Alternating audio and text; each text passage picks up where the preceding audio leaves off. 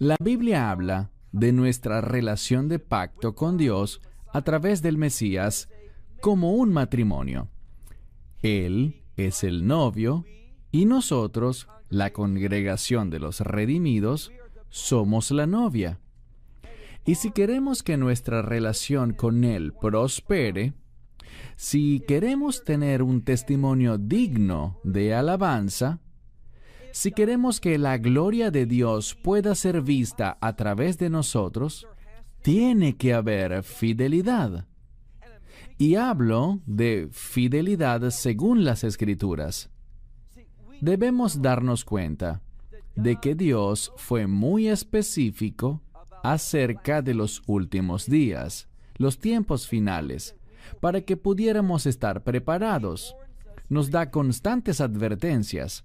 Nos dice, estén despiertos, vigilen, presten atención, estén alertas, porque en los últimos días habrá un espíritu de engaño que se propagará en todo el mundo, un espíritu de falsedad, y es solo a través de esa unción, de esa presencia interior del Espíritu Santo, de la que habla la palabra de Dios y que el Mesías describió como un espíritu de verdad, de justicia, que nos enseñaría todas las cosas. Es solo a través del Espíritu y a través de la iluminación que Él proporciona, de su palabra, que podemos reconocer con discernimiento un suceso muy importante.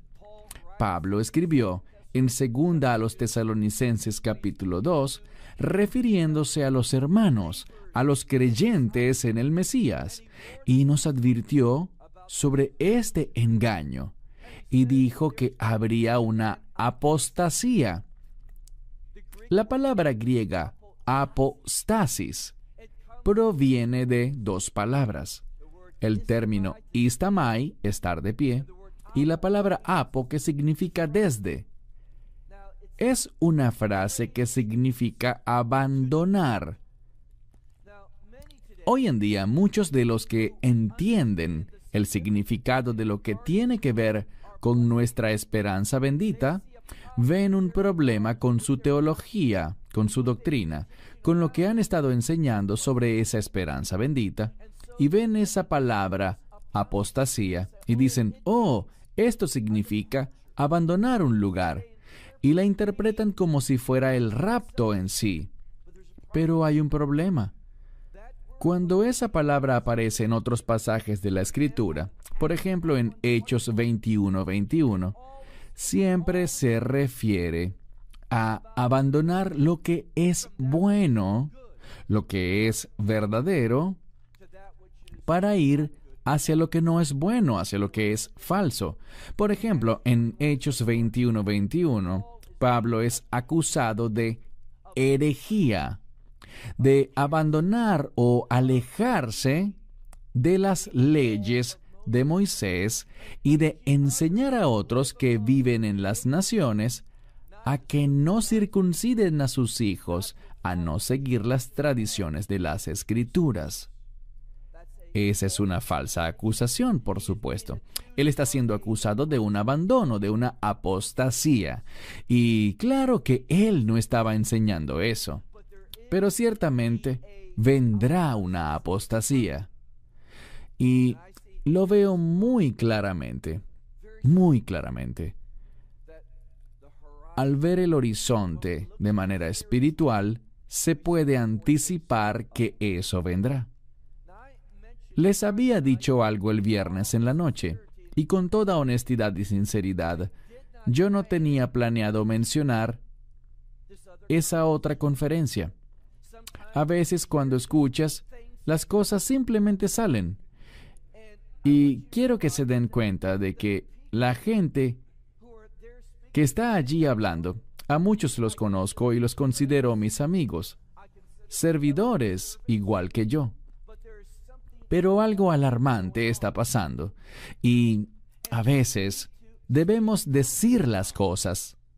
No podemos dejar que la amistad, las relaciones de trabajo, interfieran o comprometan la fidelidad de la palabra de Dios. Y quiero ser, y así me lo aconsejaron, por tanto, eso haré. Quiero ser muy específico. No quiero que nadie se vaya de aquí confundido acerca de mis intenciones. Mencioné que debemos ser flexibles porque lo que sospecho es que esto tomará un poco más del tiempo normal, pero eso está bien, porque en este momento vamos a combinar la primera y la segunda sesión en una sola, de modo que tendremos un estudio completo esta mañana. Vamos a salir a tiempo, eso le aseguré al gerente, así que será un estudio, pero será un poco intenso.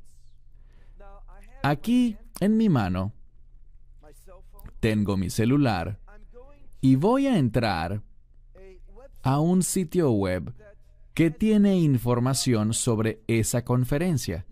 Y reitero, son buenas personas. Es una organización que muchas veces he elogiado y recomendado en el pasado. Y eso no significa que ellos y yo estamos de acuerdo en todo, pero los veía bien firmes.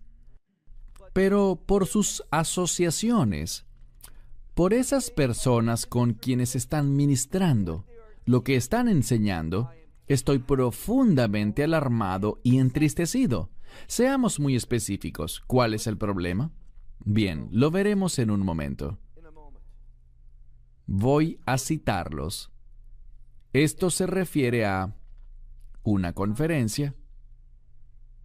Y cito textualmente: Israel y el avivamiento mundial que se aproxima. Y eso suena genial, pero la pregunta que debemos responder es: ¿habla la Biblia, en sus propios términos, y seré específico, de que habrá un avivamiento mundial a la luz de lo que ellos dicen? ¿Y qué dicen ellos? Los voy a citar nuevamente. Acompáñenos en nuestra reunión para develar uno de los grandes, y usa esta palabra, misterios. Uno de los grandes misterios de la Biblia. Debemos ser específicos, porque hay misterios en la Biblia. Pero no conozco que esa palabra se use en relación con un avivamiento mundial en el contexto que ellos describen aquí. Y digo esto porque estoy leyendo que dice: queridos amigos, la cosecha más grande que el mundo haya conocido jamás, palabras rimbombantes, la cosecha más grande que el mundo haya conocido jamás, nos espera. Bueno, yo quisiera que ese fuera el caso. Esto no es solo una ilusión, sino que leo que dice, esto es una profecía bíblica. Y bien, ¿dónde está la profecía? Bueno, ellos mencionan una escritura, pues la Biblia dice en Romanos capítulo 11, un capítulo muy significativo. La Biblia dice en Romanos capítulo 11, verso 12, esta es la profecía, que cuando el pueblo judío acepte el Evangelio, eso llevará a un avivamiento que opacará al libro de Hechos. Ahora bien, ¿es eso cierto? Bueno, examinemos las escrituras que han sido citadas. Veamos en Romanos capítulo 11, ese capítulo tan crucial relacionado con Israel y una promesa muy importante referente a Israel y lo que sucederá cuando el pueblo judío llegue a la fe. Bien, leeremos Romanos capítulo 11 y quisiera empezar por hacer un pequeño preámbulo con el versículo anterior. Romanos capítulo 11, verso 11. Voy a traducir esto de una manera muy literal. No creo que la traducción aquí sea un problema. Está bastante claro. Mis palabras pueden ser un poco distintas, pero el significado estará en concordancia con lo que ustedes tienen. Versículo 11. Por lo tanto, yo digo, ¿han tropezado ellos? Y el contexto se refiere a Israel, al pueblo judío. ¿Han tropezado ellos? ¿A qué se refiere él? Al rechazo del Evangelio, al plan del Mesías. Pablo escribió aquí, a ustedes les digo, ellos han tropezado a fin de que cayeran, es decir, es cierto, es teológicamente correcto creer que ese rechazo de Yeshua, ese tropiezo con el Evangelio, llevará finalmente a su caída, es decir, a que ellos sean finalmente, eternamente rechazados. Eso fue todo. Dios reemplazará a Israel por la iglesia y las promesas del pacto de Dios, sus palabras proféticas, ya no son relevantes. Y sabemos la respuesta a eso. Pablo lo dijo muy claramente. Él dijo una palabra, una frase que normalmente está bien traducida en la Biblia. Dios no lo quiera. Literalmente, eso nunca pasará.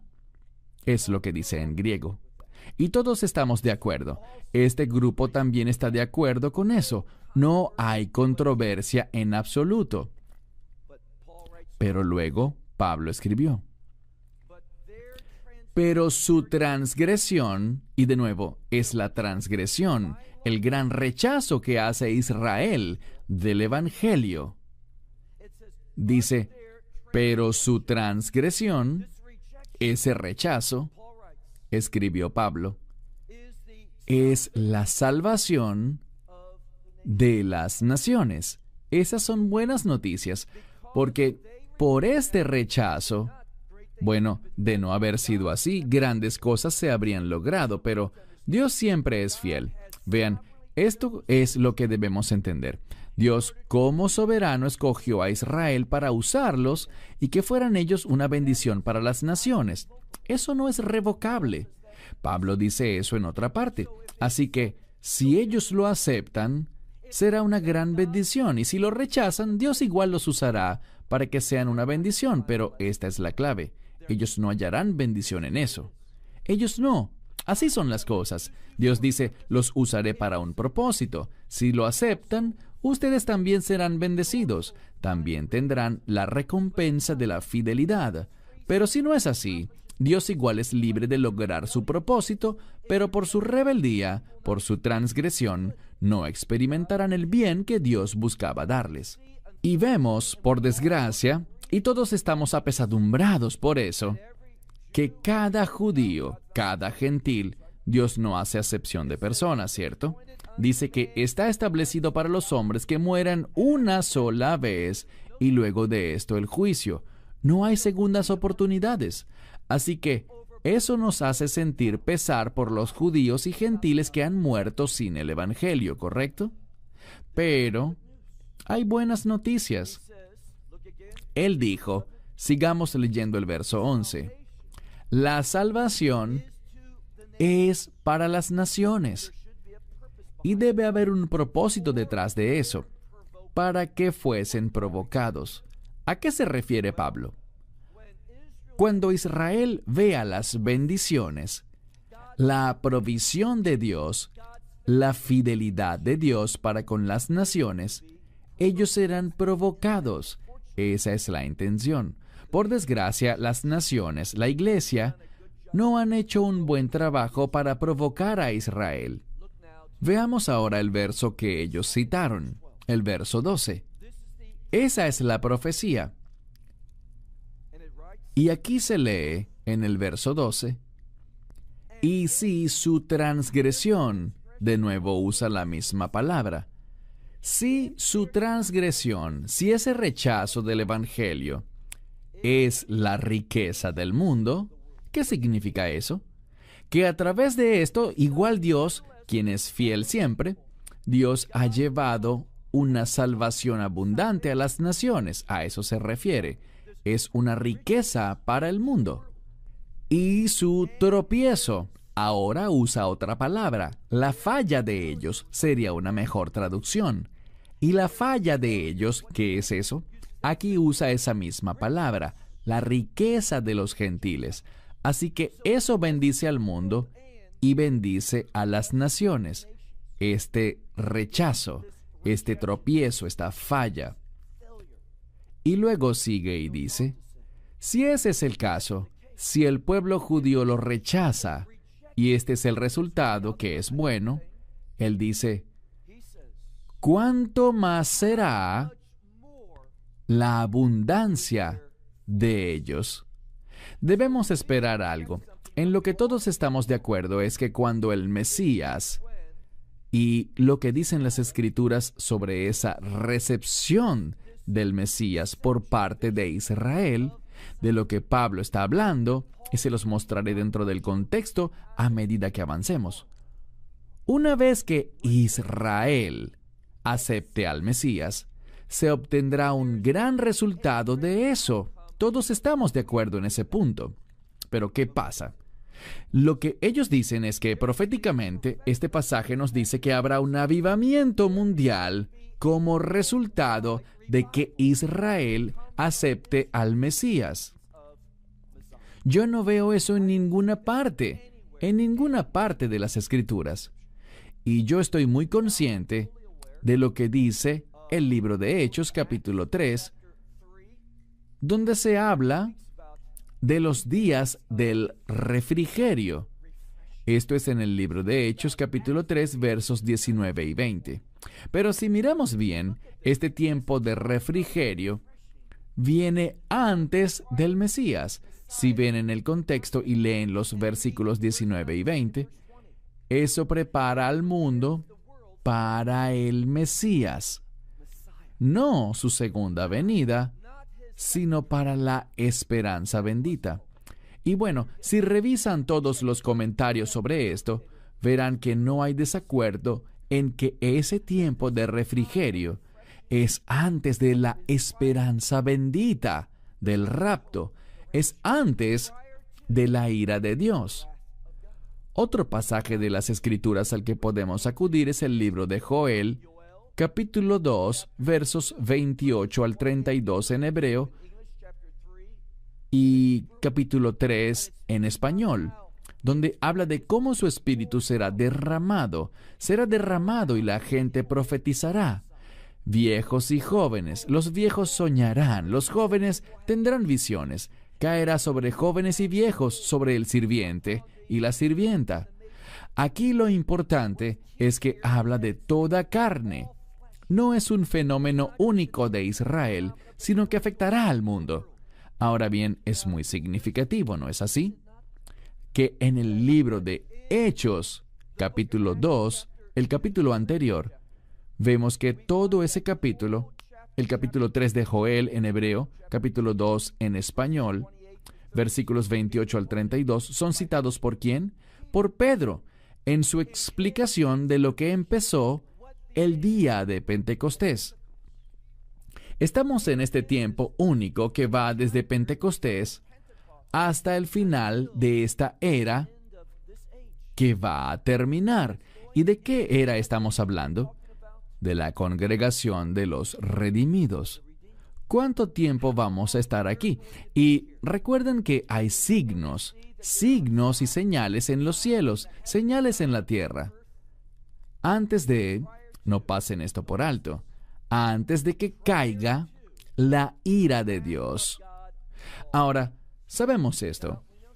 Sabemos que la ira de Dios caerá, según lo que les compartí la noche anterior, porque al estudiar el libro de Apocalipsis vemos que la ira de Dios, que es la ira del Cordero, se anuncia en el sexto sello, ¿correcto?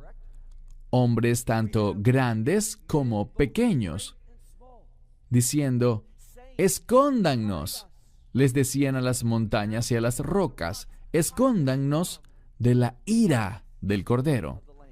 Así que en el sexto sello, en Apocalipsis capítulo 6, es donde se anuncia la ira de Dios.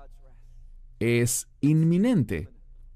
Pero no sucede porque al pasar al capítulo 7, los ángeles se preparan para dañar la tierra, es decir, volcar la ira de Dios. Y hay otro ángel, ¿correcto? Léanlo. Apocalipsis 7 dice que antes de que caiga este juicio, sale un ángel y detiene a esos otros ángeles que van a dañar la tierra con el juicio de Dios. Y les dice, no hagan nada hasta que pasen dos cosas. La primera es con Israel y las 12 tribus. Hay un proceso de sellado. ¿Por qué? Bueno, debemos recordar algo. Dice la Biblia que Israel sufrirá mucho en lo que se conoce como gran tribulación. Si están tomando nota, quisiera que entendieran que bíblicamente se usan dos términos que en su gran mayoría confunden a los teólogos, quienes no hacen distinción entre ellos, aunque hay una distinción gramatical.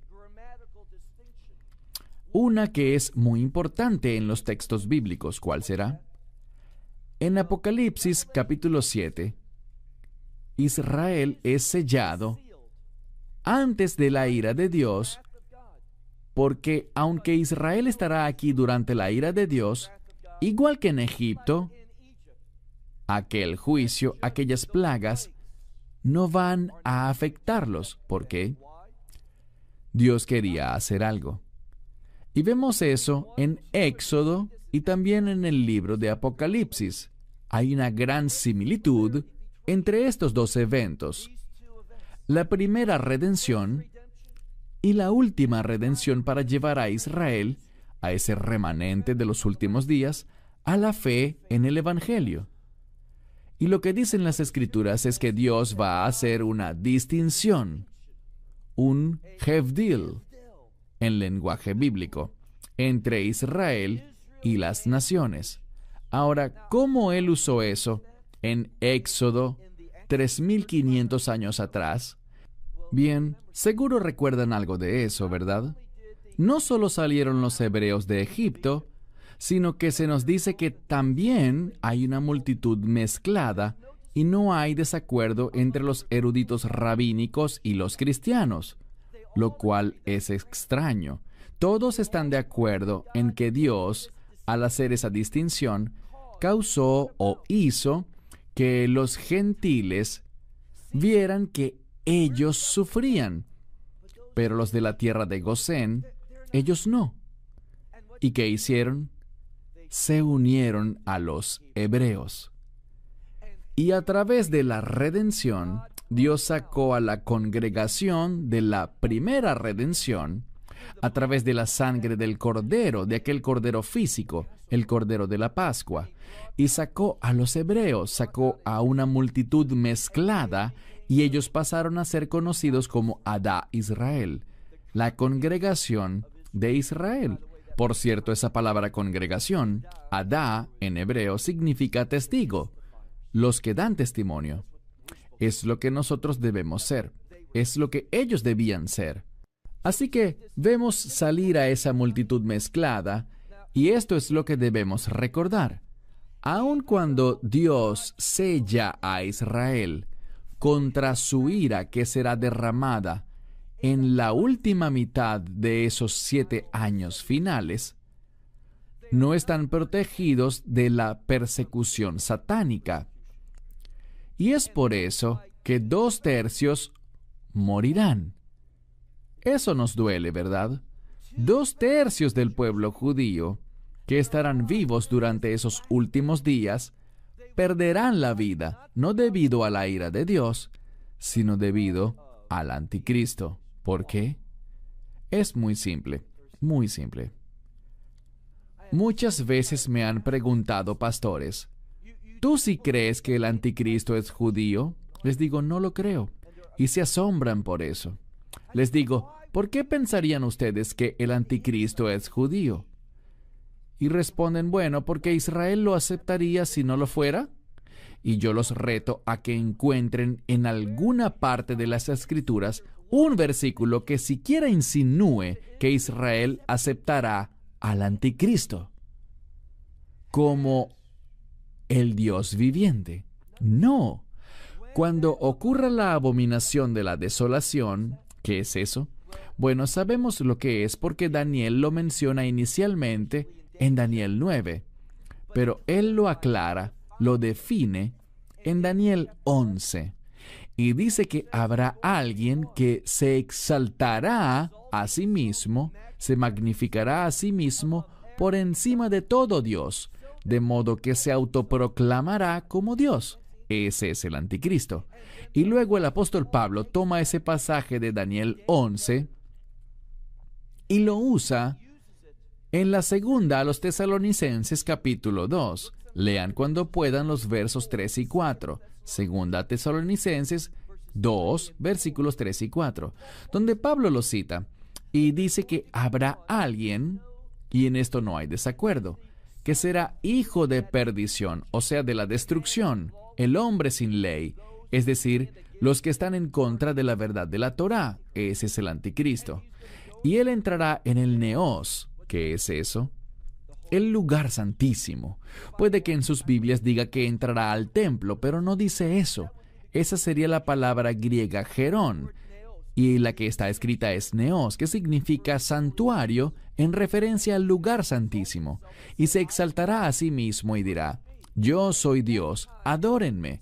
Y en ese tiempo Israel se negará, y por eso su rechazo del anticristo los llevará a Etzerá Gile Jacob, que significa la angustia de Jacob, ese tiempo de intensa persecución que ocurre justo después de la abominación desoladora, en esos últimos 3 años y medio, 42 meses, 1260 días. He aquí lo que deben ver. Cuando la Biblia habla de ese tema que tocaremos más tarde en este mensaje, ese tiempo de persecución de los creyentes, esos que son perseguidos a causa de su nombre, porque caminamos según su carácter, hablamos su verdad, damos testimonio de Él y denunciamos aquello que está mal. Por eso nos odiarán todos, eso dicen las Escrituras, y nos perseguirán. Hablaremos más de eso, pero la Escritura dice que esas personas, esos creyentes, en los últimos días, sufrirán por esa persecución, y ese sufrimiento en la Biblia se llama la gran tribulación. ¿Escucharon eso? La gran tribulación.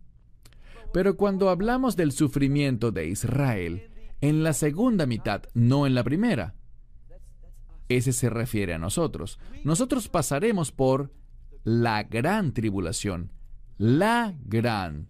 Esos dos artículos definidos. La está incluida. Pero cuando Yeshua, cuando el Mesías habla sobre Israel, este tiempo de angustia de Jacob, en Mateo 24, verso 21, él lo llama simplemente gran tribulación. Así que bíblicamente está la gran tribulación, en la cual él pone esa designación. ¿Por qué? Porque él lo enfatiza, ya que es sufrimiento por su causa, por él.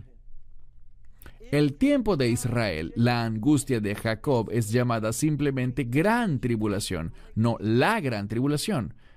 Es algo innegable. Si leen Mateo 24, la última parte, desde el verso 16 al 31, tiene que ver con Israel. Y en el verso 21 está esa gran tribulación. Entonces, ¿qué sabemos? Bien, sabemos que Israel llegará a la fe no para llevarnos a un avivamiento mundial. Israel llega a la fe en el Mesías si miramos la profecía, la verdadera profecía. Zacarías capítulo 12. Israel llega a la fe al final de esos 7 años. ¿Y qué pasa? Bueno, sabemos esto. Debemos hacer una distinción. somos demasiado casuales con las palabras que usamos. Llamamos las cosas de manera sensacionalista, un misterio. Queremos que la gente entre en un estado de emoción exaltada. ¿Y es que acaso la verdad no es lo suficientemente emocionante? ¿Necesita ser empaquetada y mercadeada de una manera diferente? ¿Es que la palabra de Dios, la verdad, no es motivación suficiente? No hay que volverla sensacionalista, solo hay que enseñarla con sencillez. Lo que encontramos es esto. ¿Recuerdan cuando el Mesías estaba en el Monte de los Olivos? No hablo de Mateo 24, sino de Mateo 23. Cuando estuvo en el Monte de los Olivos y está reflexionando sobre Israel. Y al pensar en la condición espiritual de ellos, ¿qué hace él? Él llora. Llora. Y dice, ¿cuánto anhelo? Esa palabra expresa su deseo, su gran deseo, de reunirlos como hace la mamá gallina con sus pollitos, pero ustedes no estaban dispuestos. Algunos tienen problemas con ese verso. Esto es lo que él dice realmente allí. En verdad les digo, no vendré hasta que ustedes digan, bendito es el que viene en el nombre del Señor. Nosotros como creyentes anhelamos, deseamos, queremos que Israel diga esas palabras, ¿correcto? ¿Por qué? Ellos deben darse cuenta de la necesidad que tiene Israel del Mesías. Y cuando eso pase, ¿cuál será el resultado? No será un avivamiento mundial. Ojalá fuera así, pero en ninguna parte de las Escrituras dice eso. ¿Qué es lo que dice? Vean, lo que ellos hacen es inferir a partir del texto. Son casuales, descuidados. Y lo digo con toda sinceridad, es una advertencia. Porque si ustedes se ponen de pie y enseñan, Dios dice que tendrán que rendir más cuentas. Debemos ser muy sobrios, temerosos y asegurarnos de qué es lo que predicamos. Bueno, creo que esto es así, esto suena correcto, oí que alguien lo dijo. Eso no es una enseñanza responsable. Debemos tener confirmación en su palabra. Yo no conozco ningún verso y estoy dispuesto, si me equivoco, a hacer un video y me pararé y diré que estaba equivocado. Y ojalá lo esté. Yo quisiera ver eso, quisiera ver un avivamiento mundial. Pero, ¿qué es lo que verdaderamente dicen las Escrituras? En ellas podemos leer, bien, si el rechazo de ellos significa que todos estos gentiles lleguen a la fe, entonces lo lógico es pensar que cuando Israel llegue a la fe, eso traerá un avivamiento aún más grande. Tiene sentido, ¿no es así? Tiene sentido. El problema es que no es bíblico. Es solo que no es escritural, porque ¿qué dicen las Escrituras? Vamos al verso 15. Ese es el versículo. Aquí es donde Pablo aclara, donde nos especifica a nosotros lo que pasará cuando Israel realmente, cuando aquella realidad de los últimos días se presente, cuando los cielos se abran, Israel estará en medio de un gran sufrimiento. Cuando finalmente aclamarán, bendito el que viene en el nombre del Señor. Y los cielos se abrirán y ellos verán a ese que fue traspasado. Él vendrá a liberarlos durante esa batalla de Gog y Magog, que también es llamada Armagedón, que tiene lugar cerca del Megido, en lo que se conoce como Emet Yehoshafat, el valle del juicio del Señor. La palabra de Dios es muy específica. Veamos el versículo 15. Y esta es la razón. El trasfondo bíblico, hacer un estudio profundo. Si le preguntan a cualquier rabino ortodoxo, les daré la prueba de esto. Mencioné a Maimónides ayer, ¿correcto? Maimónides escribió 13 principios del judaísmo, ¿correcto? Y por cierto, cada sidur que he visto, al final del servicio Shacharit, el servicio matutino, es tradición leer esos 13 principios de la fe del judaísmo. Y verán que agrupa dos de ellos. Uno es que nosotros creemos en la venida del Mesías con una fe completa, y aunque esa venida se retrase, la vamos a esperar cada día. Y lo siguiente que ellos ponen al lado de la venida del Mesías es la fe en la resurrección. ¿Y por qué hacen eso? Ellos entienden bien la profecía. Cuando venga el Mesías, y estamos hablando de su segunda venida, habrá una resurrección. Y siempre, recalco esto, siempre que hay una referencia a la resurrección, lo que viene a nuestra mente es el reino. Cuando vemos los evangelios, ninguno de los discípulos, ninguno de ellos creyó que el Mesías resucitaría de entre los muertos, ¿correcto? Solo había una santa mujer que creyó que él iba a morir. Nadie más, aun cuando él se los dijo una y otra vez: voy a Jerusalén para la Pascua. Al oír Pascua, se nos deben venir dos ideas a la mente: muerte y redención. Pascua es igual a muerte. Debe venir la visita de la muerte a la casa, ¿cierto? Durante la Pascua, veamos en Éxodo, cuando Dios dijo: la muerte se avecina, y pueden experimentarla de dos maneras distintas. Bien sea con la muerte del Cordero de la Pascua, él debe morir, o la muerte del primogénito. Pero la muerte visitará todas las casas, de cualquier manera. Así que la Pascua se relaciona con la muerte, pero también con la redención. Y cuando hablamos de resurrección, eso debe hacernos. Recuerden que ellos no creyeron en la resurrección, no tenían expectativas reales de reino. Eso es lo que enseña el cristianismo y es correcto. Ellos no creyeron en la resurrección del Mesías. Ninguno fue a la tumba el primer día de la semana para ver si él estaba vivo. Pero él lo dijo. Dijo: yo iré a Jerusalén, seré traicionado, seré condenado. E incluso dijo en Mateo: y seré crucificado. Pero al tercer día resucitaré. Dijo: no habrá otra señal excepto la señal de Jonás. Como Jonás estuvo dentro del pez 3 días y 3 noches, yo estaré en el vientre de la tierra 3 días y 3 noches, y luego resucitaré. Hay una conexión entre el reino y la resurrección. Estudien el libro de Apocalipsis. Vemos que el Mesías juzgará.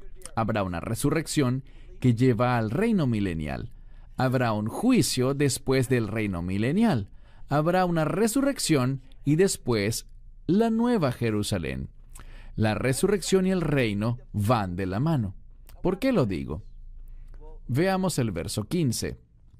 Cada vez que tomamos una sola escritura, esta es la razón por la cual este grupo está aceptando esta enseñanza, porque ellos se han alineado con un grupo que es conocido. No hay una organización formal, pero uno de sus líderes dice que lo que estamos experimentando es una nueva reformación apostólica. Y lo que enseñan es esto. Ellos dicen que debido a esta nueva reforma apostólica, en la que ellos se dan a llamar a sí mismos como apóstoles, de hecho, 2 de ellos estuvieron en Nazaret con un líder cristiano muy alejado de Dios y firmaron un documento que levantaron y dijeron: esta es una nueva era apostólica, y aquí hay 2 apóstoles para Israel. Eso es muy peligroso, estarse llamando uno mismo así. Les pregunto, ¿hay apóstoles? Seguro, hay gente que es enviada, pero no apóstoles en el sentido de aquellos 12 apóstoles. Esa conferencia en Jacksonville se celebra en Celebration Church. El pastor de allí está tratando de entrar en este movimiento. Y uno de los requisitos es ser un apóstol, haber visto al Mesías, haberlo conocido. Así que de manera muy conveniente, adivinen quién se le apareció a él hace unos meses. Jesús. Y ahora él tiene sus credenciales. Yo también soy un apóstol. Eso es muy problemático. Vean lo que dice la Escritura. Versículo 15. Esto es lo que podemos esperar cuando Israel, y eso pasará en los últimos días, al terminar esos 7 años finales. ¿Qué vendrá? No será un avivamiento mundial, sino que esto es lo que dice la palabra de Dios. Romanos 11, verso 15. Porque si el rechazo de ellos, mismo contexto del verso 12, si el rechazo de ellos es la reconciliación del mundo, veamos la implicación. ¿Cuál será el resultado de su abundancia? ¿Qué nos dice esto? No dice avivamiento mundial. Dice que el resultado será vida de los muertos, ¿correcto? Vida de los muertos. ¿Es una referencia a qué? A la resurrección. A la resurrección. Y lo que Pablo está diciendo es que cuando Israel diga, bendito el que viene en el nombre del Señor, cuando la nación de Israel, los que están en esa tierra, cuando ellos vean que el Mesías viene a librarnos, ellos van a recibirlo, tal como lo dice Zacarías 12. Y por eso es que viene, para establecer el reino. El tiempo para el avivamiento mundial en esta dispensación se acabó. Su regreso, la recepción de Él por parte de Israel cuando venga por segunda vez, no hablo de la esperanza bendita, sino de la segunda venida. Cuando eso pase, cuando Israel se enderece finalmente, tendrá lugar el reino de Dios. Podemos seguir leyendo en el libro de Romanos, ¿sí? Porque Pablo lo aclara completamente. Él habla sobre el olivo, ¿correcto? Ahora bien, el árbol del olivo no es Israel. El árbol del olivo representa al reino de Dios, a la familia. Podemos usar el término Israel para el árbol del olivo si entendemos el término Israel correctamente. Déjenme darles un ejemplo. Romanos 9, verso 6 al final. No sabemos ese verso, donde Pablo está diciendo que no todos en Israel son Israel, ¿cierto? No hay dudas ni desacuerdos. Él está usando el término Israel de dos maneras distintas. Es la única forma en la que eso puede tener sentido. No todos los de Israel son Israel. ¿Qué significa eso? Y ciertamente creo que no hay ningún debate por esto entre los eruditos. Cuando él dice, no todo Israel, y usa la palabra Israel la primera vez, se está refiriendo al pueblo judío. Cuando dice la palabra Israel la segunda vez, se está refiriendo al pueblo del reino. Uno de los usos de la palabra Israel, y esto lo vemos en Génesis capítulo 28, verso 3, Génesis 28, 3, donde dice que Israel no será un Adá, sino un Cajal, una congregación de una multitud de pueblos. Así que Israel, desde la perspectiva del reino, estará conformada por muchas naciones, ¿correcto? Y sabemos por lo que Pablo dijo, que no todos los judíos serán ciudadanos del reino, así como no todos los gentiles serán ciudadanos del reino tampoco. Solo aquellos que reciban al Mesías. Esto es cierto tanto para los gentiles como también para los de Israel. Así que lo que Pablo nos dice aquí es que cuando el Mesías vuelva e Israel lo reciba, sí, hay algo que es proféticamente significativo, y es el establecimiento del reino. Y luego Pablo aclara más adelante, en Romanos 11, donde estamos ahora, cuando él dice que hay un árbol del olivo, y que ese árbol tiene ramas. Correcto. Hay ramas naturales, que son los judíos, y están las ramas salvajes del olivo, que son las naciones. Y Dios dice que Él puede tomar esas ramas no naturales, esas ramas salvajes, e injertarlas, y también puede hacer algo más. Esas ramas que se quebraron y se separaron de Israel, el pueblo judío, Él puede reinsertarlas al árbol. La base de este pasaje, cuando lo analizamos, habla de Israel conformado por judíos y gentiles también, una congregación de pueblos. Ese es el reino. ¿Saben? Yo amo el reino, porque está hecho de toda raza, nación, idioma, tribu. Veremos gente de todos los idiomas, de todos los colores. Si alguien es intolerante o racista, no pertenece al reino de Dios. Todos esos pueblos diferentes que son unificados, que se vuelven un solo pueblo por la sangre, como dijo Don, por el poder de la sangre del Mesías. Así que Pablo sigue hablando hasta llegar a un versículo muy importante que ha sido muy mal interpretado. Y luego todo Israel será salvo. La gente usa ese verso de manera incorrecta. La frase todo Israel será salvo solo tiene que ver parcialmente con el pueblo judío, solo una parte. Para ver lo que Pablo dijo aquí, hay que leer el contexto. No es difícil, solo se necesita leerlo lentamente, anotar las cosas, investigar términos y definiciones. La palabra de Dios es muy consistente. Cuando entiendes bien un pasaje, eso te prepara para el siguiente, que a su vez te prepara para el que le sigue a ese. Y al ir creciendo en la palabra de Dios, ellas no están ocultas, no son un misterio, son sorprendentemente claras y específicas.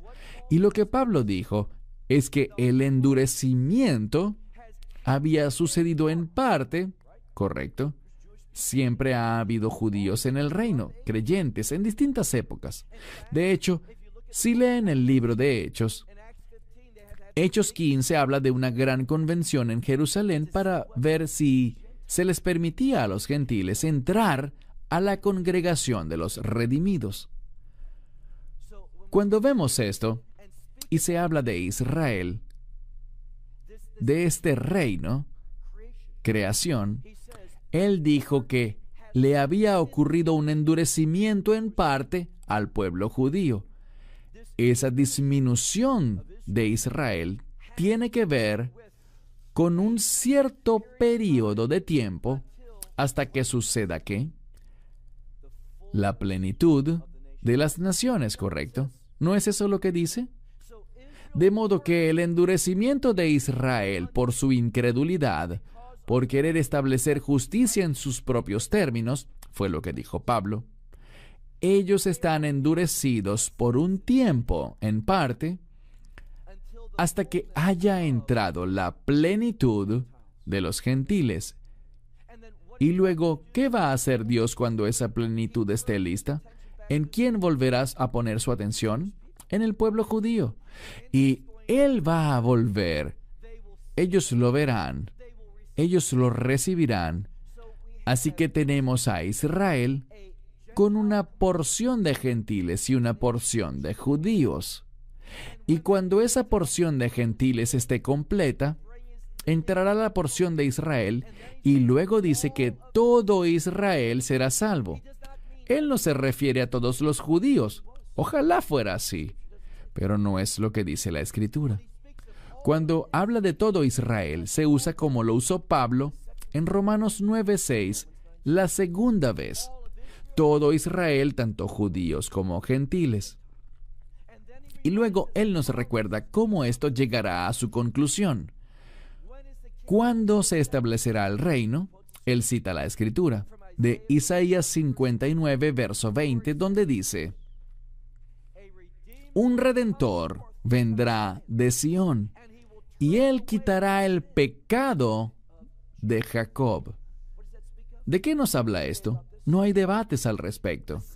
El Mesías vendrá en los últimos días para redimir al pueblo judío. Ellos serán redimidos por la vista cuando lo vean a Él. Esta es, entonces, la explicación. ¿Cuándo será salvo todo Israel? En los últimos días, cuando esa porción final de Israel, el pueblo judío, llegue a la fe a través del Mesías, ese que viene de Sión, con el propósito de perdonar y lidiar con los pecados de Israel. Y vemos una y otra vez que viene el Mesías, y es ahí cuando Israel será salvo. ¿Y qué pasa después? El reino. Y de nuevo, digo esto públicamente, esto se subirá a Internet. ¿Cierto, Gary? Lo pondremos al aire. Si alguien puede encontrar una escritura que diga, no, cuando Israel sea salvo va a ocurrir un avivamiento mundial, entonces yo grabaré otro video diciendo, fui un engañador, dije algo que era falso, me arrepiento públicamente, igual que esos que hablan falsedades sobre las 4 lunas de sangre, así como ellos deberían hacerlo. Debemos entender que esto es algo serio. Están engañando a la gente. Y antes de ir al pasaje al cual quiero que vayamos, quiero que recordemos algo. Lo que realmente me motivó a compartir esto son las horribles, ¿es ese un buen adjetivo? Las horribles asociaciones que los de Revive Antiquón tienen con falsos maestros. Lo siento, puede que ellos me agraden, puede que me asocie con ellos y los vea como hermanos, pero cuando ellos se asocian con individuos que están tan alejados de las enseñanzas bíblicas sanas y que consienten expresiones y manifestaciones que según ellos son del Espíritu Santo, pero que yo sé que eso no es de Dios, porque donde está el Espíritu Santo hay edificación, hay rectitud. Yo los pongo en duda. Pudiéramos mostrar en pantalla unos ejemplos de eso y dejar que ustedes decidan. Hace pocas semanas, mi esposa subió un par de videos porque yo me sentía afligido por eso, al igual que ella. Pero yo pensé, como se lo dije a Mitchell y a Israel, y les pregunté, ¿pueden hacer esto? Me sentí abrumado. No dejen que esas expresiones demoníacas, porque eso es lo que son, entren en este lugar. Creo que por eso Don sintió la necesidad de orar del modo en el que oró. No queremos eso. Ustedes pueden verlo. Si quieren, búsquenlo en YouTube. NAR, que son las siglas en inglés de Nueva Reforma Apostólica. NAR, Watch, Israel. NAR Watch es un canal de YouTube de un grupo de personas en Israel que comparten mi misma inquietud. Ambos queremos ver que la gente de Israel y la de todo el mundo llegue a la fe. Y estamos muy convencidos internamente de que esas asociaciones y las manifestaciones que según estos grupos son de fuego divino, agua que cae del cielo, estamos totalmente convencidos de que eso es satánico. Eso es demoníaco.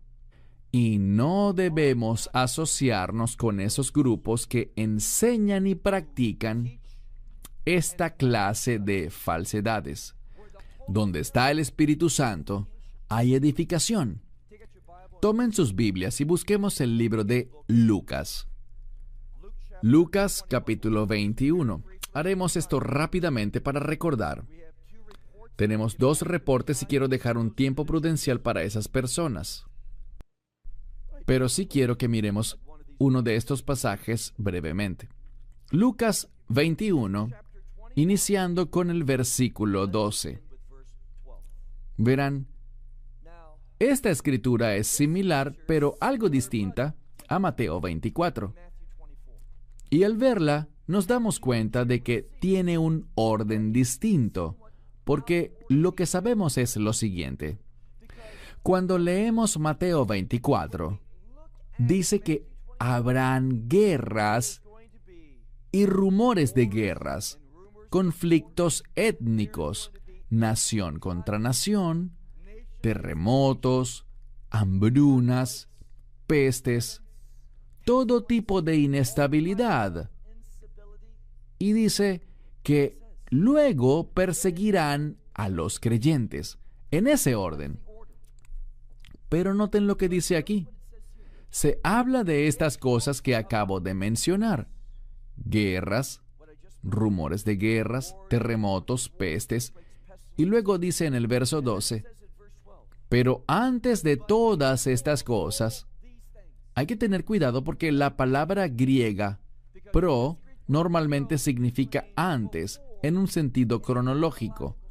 Pero muchos eruditos, y pueden investigarlo, yo lo hice, la mayoría de los eruditos entienden que lo que él dice ahí no es cronológico porque sería incongruente con lo que dice en Mateo 24. Cuando dice, antes de todas estas cosas, no está hablando en un sentido cronológico, sino en un nivel de importancia. Para el Mesías es más importante el que seas perseguido por tu fe que un terremoto o que una peste.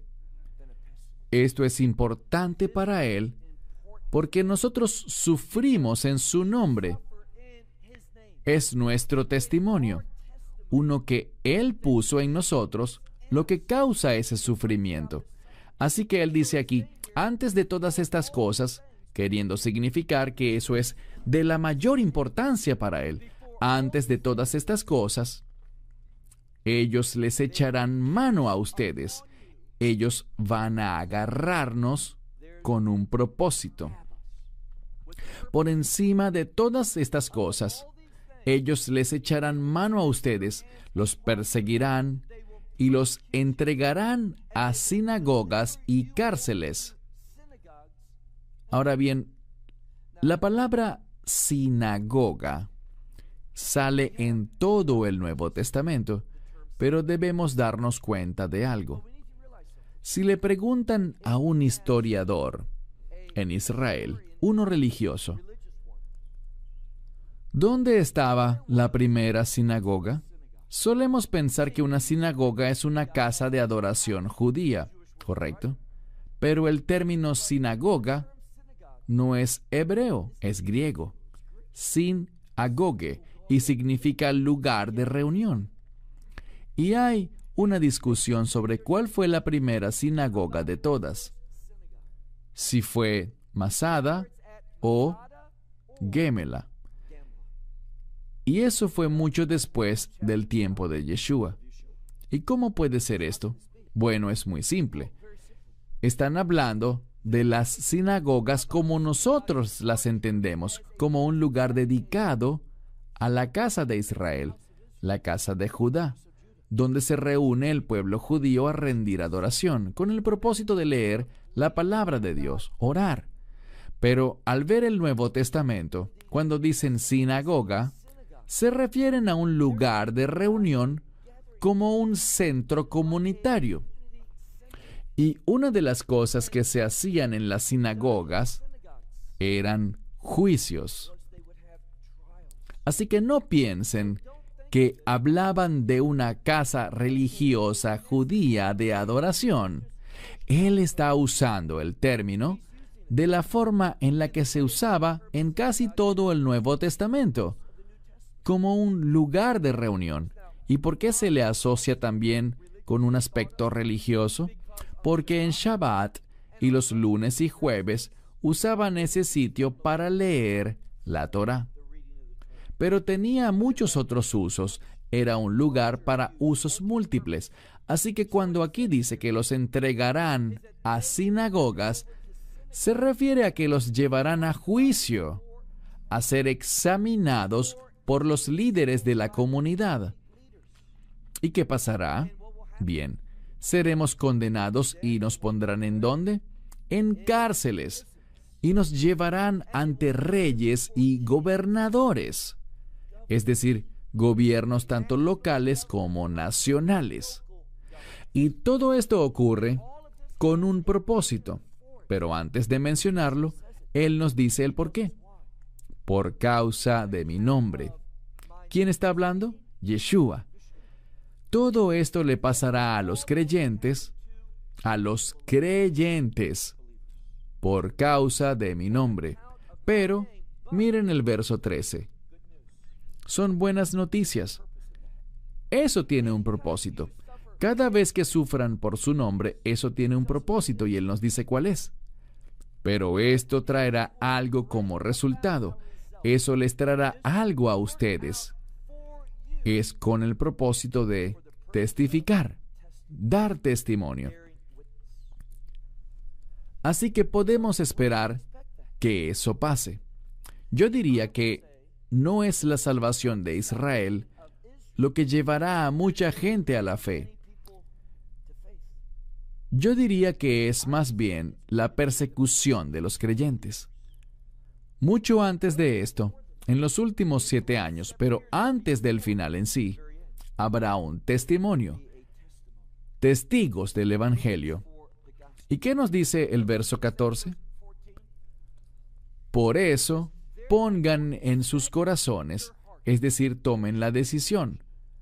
Pongan en sus corazones o tomen la decisión de no predeterminar, no premeditar sobre su defensa. Lo que deben decir o lo que no deben decir. Él nos dice que no hagamos ninguna preparación.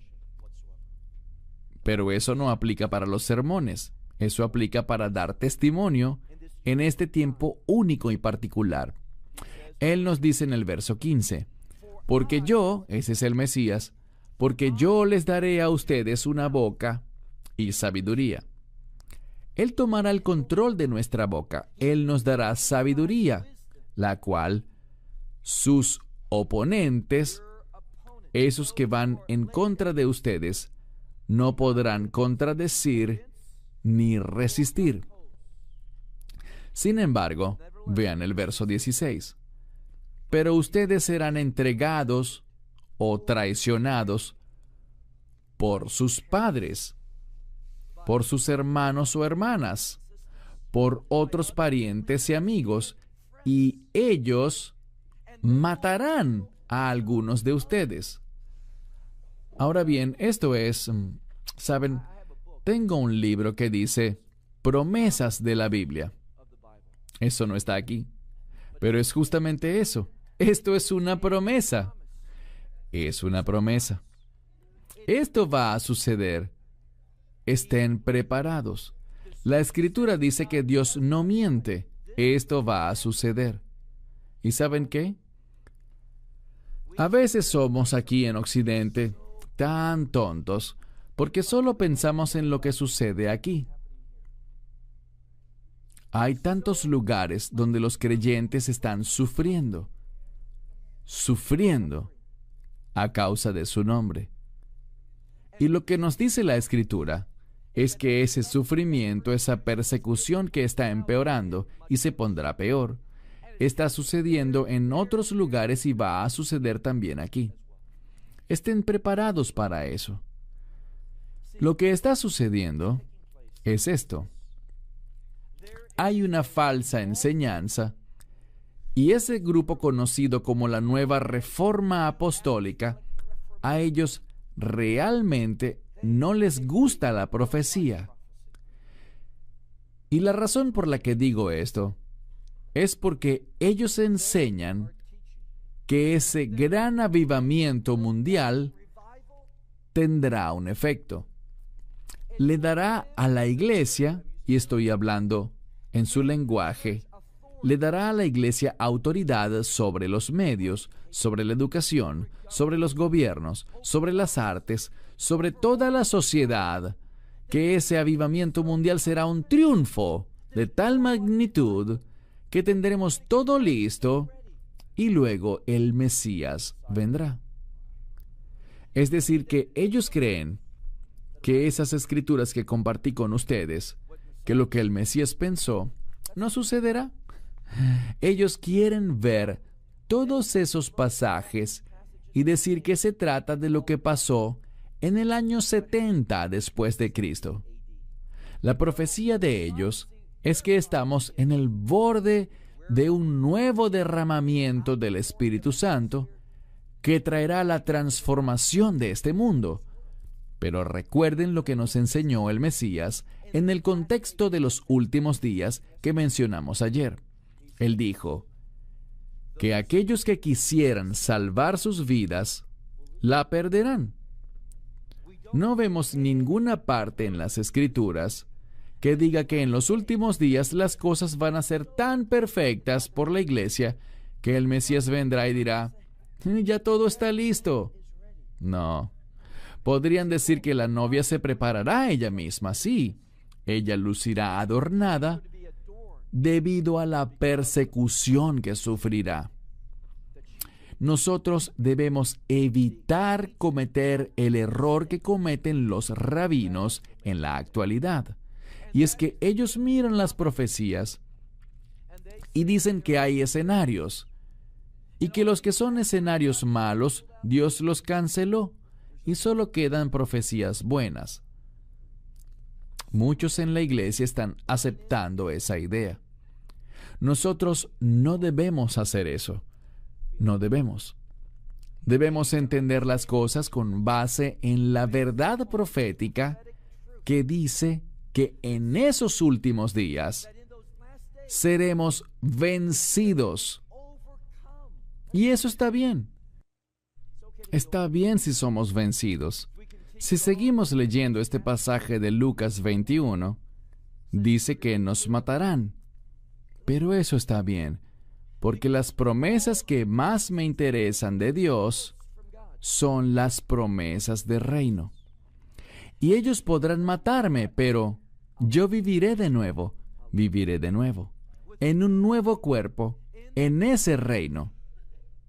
Y al final, tendremos la victoria. No transformaremos al mundo. Eso es una falsa enseñanza. Quiero cerrar con esto. Tengo un buen amigo que vive en Dallas y considero que él es verdaderamente un hombre íntegro, alguien a quien admiro, alguien que ha sido amable conmigo. Creo que es un creyente muy maduro. Y tenemos nuestros desacuerdos en ciertos temas sobre los tiempos finales y la esperanza bendita. Y quiero desafiarlos, porque hay una doctrina sobre la inminencia. ¿La conocen? La doctrina de la inminencia dice que la esperanza bendita, el rapto, puede pasar en cualquier momento. Y mi amigo, y él es solo eso, mi amigo, estuvimos debatiendo. Él dice, Baruch, mira este artículo que él escribió. Me dice, mira esto, tengo 10 versículos que demuestran, que prueban que la esperanza bendita del Mesías es inminente. Así que se los recibí. ¿Y qué debí haber hecho? Leerlos, revisarlos. No tienen idea de cómo utilizan citas todos estos falsos maestros. Yo creo que lo que vemos en Internet, y no estoy acusando a mi amigo para nada de ser un falso maestro, pero los falsos maestros más grandes son los que más citas usan para apoyar sus ideas. Lo que yo les aconsejo es, léanlas. Escribí un corto libro, Rivka lo mencionó anoche, se titula La Esperanza Bendita. No digo esto porque quiero que lo compren, sino que lo digo porque allí analizo esos 10 versículos que él mencionó.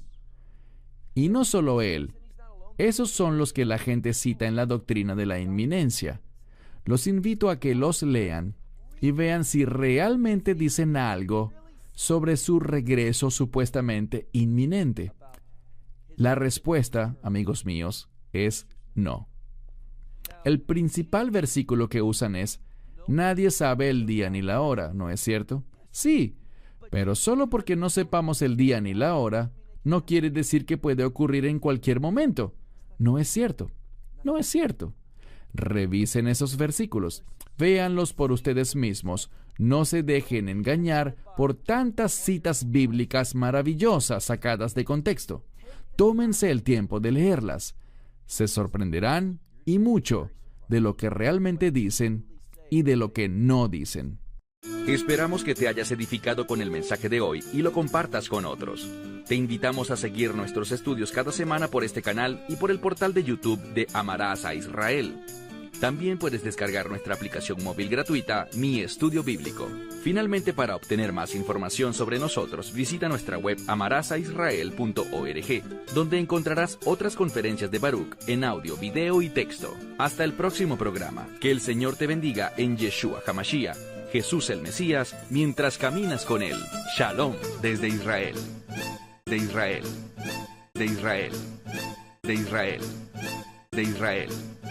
De Israel, de Israel, de Israel. Una de las preguntas más comunes que recibo es: ¿tengo que diezmar? Lo que significa es lo siguiente: todavía tengo que cumplir como creyente del Nuevo Testamento, como seguidor del Mesías Yeshua, de Jesucristo. ¿Todavía debo dar el 10% de mi ingreso a Dios? Ahora, el verdadero problema con esa pregunta es la manera como está formulada. ¿Tengo que hacer esto? Verán, no deberíamos enfocarnos en lo que tenemos que hacer, sino que deberíamos ser personas que buscan agradar a Dios. Deberíamos preguntarnos más bien: Dios, ¿cómo debo actuar para darte gloria y honor? ¿Para tener una vida digna de alabanza que te agrade a ti? ¿Qué cosas puedo yo hacer? ¿Qué acciones tengo el privilegio de emprender con el fin de servirte con fidelidad? Esa es una pregunta mucho mejor. Permítanme responder esta pregunta: ¿tengo que diezmar?, como lo hizo un pastor en Dallas, Texas. Esto fue lo que dijo: si tú no estás diezmando, entonces Dios te maldecirá. Tú estás bajo la maldición de Dios. Ahora, ¿por qué este pastor diría eso? En primer lugar, creo que es interesante. Verán, cuando hablamos del diezmo, de esa 10ª parte o 10% de los ingresos que uno obtiene, lo que debemos recordar es que el maser, que es el término hebreo para el diezmo, ese maser simplemente se relaciona con unos pocos de los mandamientos de la ley de Dios. Si lees desde Génesis a Deuteronomio, encontrarás que existen 613 mandamientos, escritos solo en esos primeros 5 libros de la Biblia. Y algunos de ellos ciertamente se refieren al diezmar. Así que si transgredes la ley, ¿no dice la Biblia que todo el que transgrede la ley queda bajo maldición? Pero un momento, ¿acaso no fue por eso que el Mesías fue a la cruz? ¿Acaso no tomó la maldición sobre sí mismo para que todos podamos ser libres de ese castigo eterno? ¿De esa maldición de Dios? Así lo hizo. Entonces, ¿significa eso que la ley ya no es relevante? ¿Que ya no tiene importancia? Esa no es la conclusión correcta. Sé que hay otros pastores, como por ejemplo uno en Atlanta, Georgia, que cree justo eso.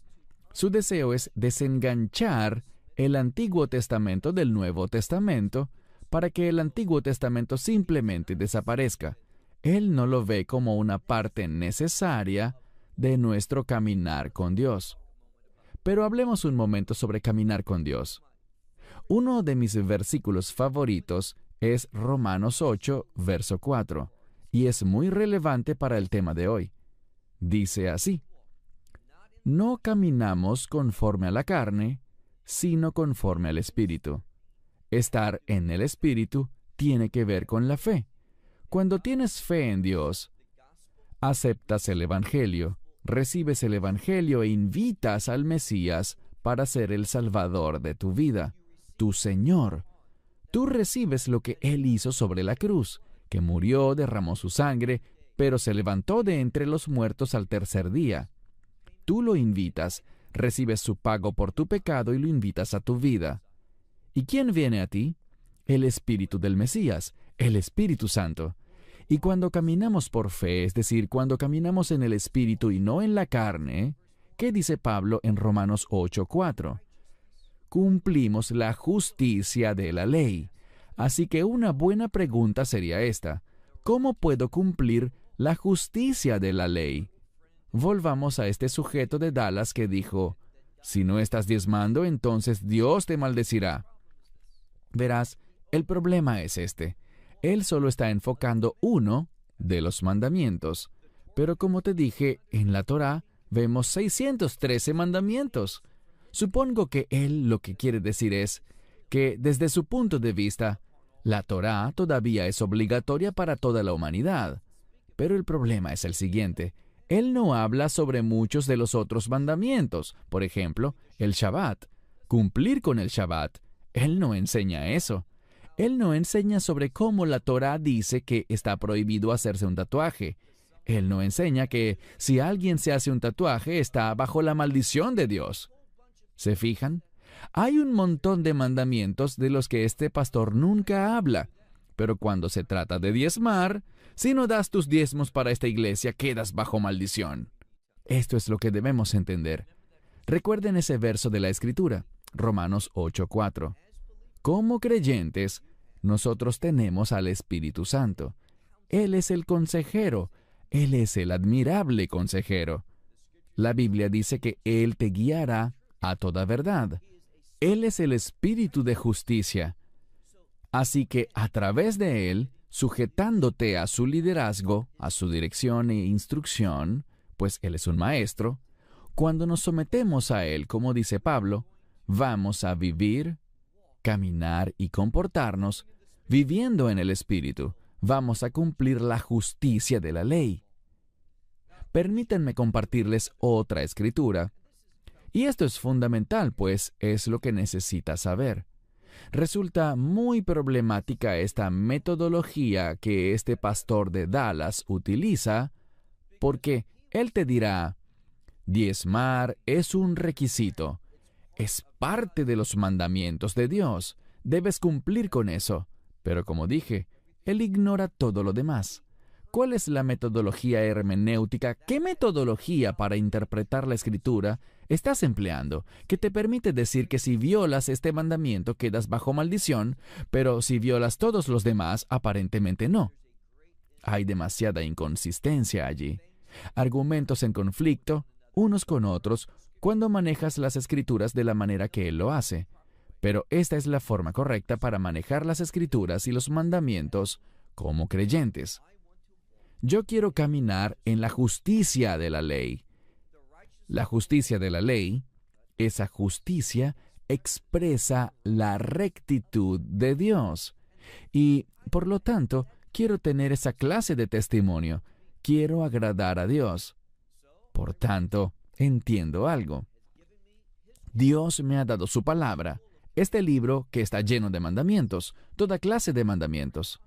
Algunos son imposibles de cumplir hoy en día, pero todavía son relevantes y podemos aprender de ellos. Así que esta es la forma correcta, la metodología adecuada. Yo miro toda la palabra de Dios, todos los mandamientos, los leo y los estudio. Le pido al Espíritu Santo que sea mi maestro para entender el texto.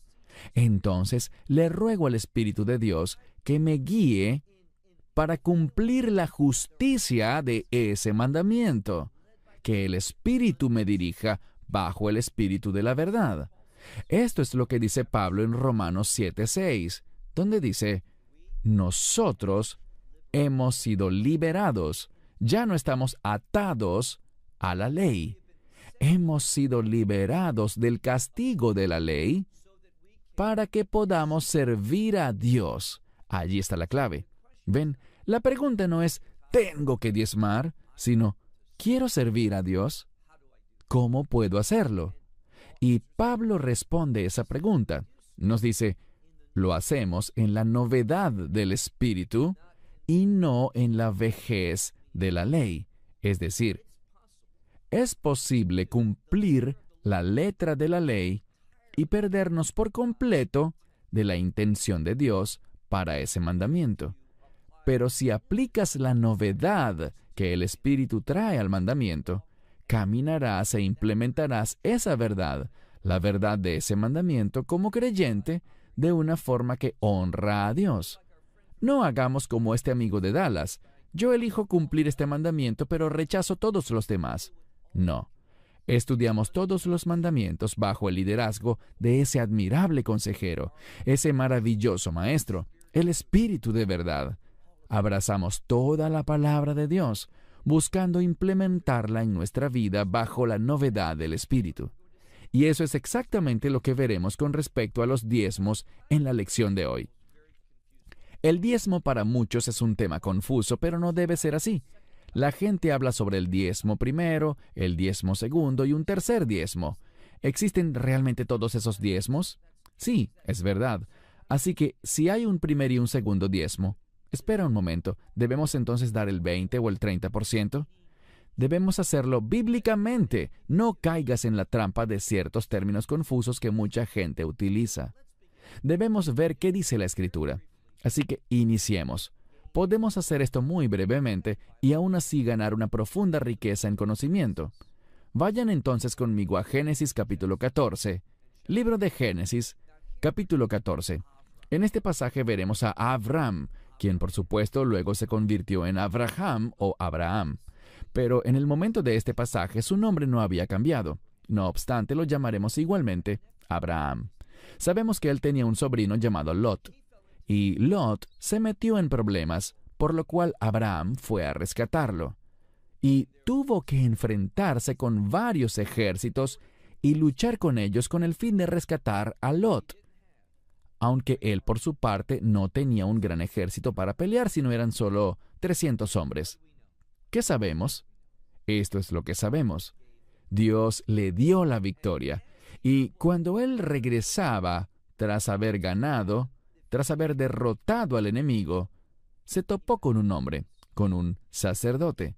Se topó con un sacerdote muy especial, que no era un sacerdote levítico, sino que en cambio era uno que venía de un orden muy singular y santo. Su nombre era Malquí-Sedec.